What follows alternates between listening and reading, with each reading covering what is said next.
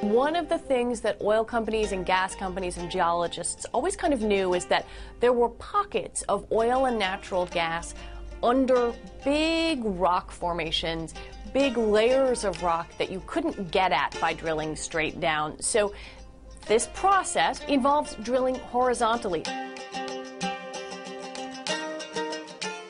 Fracking gets its name from hydraulic fracturing. And what that means, hydraulic, they're using water and a lot of chemicals and some sand and other things, and they fracture the rock by pushing it at a very, very, very high speed. That fractures the rock, it releases the oil and the natural gas. About 87% of the fracking that was done last year worldwide was done in North America. The Bakken Shale, which is out in North Dakota. You have the Marcellus Shale, which sort of spreads through New York and Pennsylvania. So that's the kind of rock, shale, that you find these oil and gas pockets underneath. The U.S. doesn't have that much oil or gas if you look at it compared to the rest of the world. And also remember, there are a lot of places in the U.S. where you can't drill for oil and gas. The government only allows it in some places. So they allow fracking in different places than they do, say, traditional oil drilling. It is also and can be less expensive to frack for natural gas in, say, Pennsylvania than it is to drill for oil off the coast of Louisiana.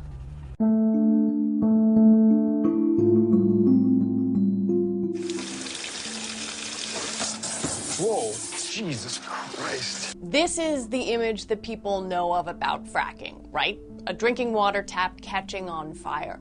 That happens when you have methane in the drinking water. So what you hear from advocates, environmentalists, folks who live near there, is that the drinking water is contaminated either because there's natural gas in it or because those chemicals that are being used to kind of push the fluid down into the rock, fracture it, that could seep into groundwater. A lot of these chemicals are dangerous, but we don't quite know exactly what's in it because nobody requires the companies to say exactly what's in it, and they say that if they told us the secret ingredients, that would put their business model at risk. This is the central debate about fracking, whether or not things get in the groundwater. The companies who do this say, no, it's completely safe, largely because there's space, there's a lot of rock in between the fracking operations and drinking water, be it wells or reservoirs. Fracking can bring a lot of money and a lot of development and a lot of jobs to an area that didn't have that option. So there are places in Pennsylvania, there are places in North Dakota that, because of fracking, have put a lot of their residents to work. Then also you have these companies who pay homeowners to be able to drill on their land, so they make money off of it too.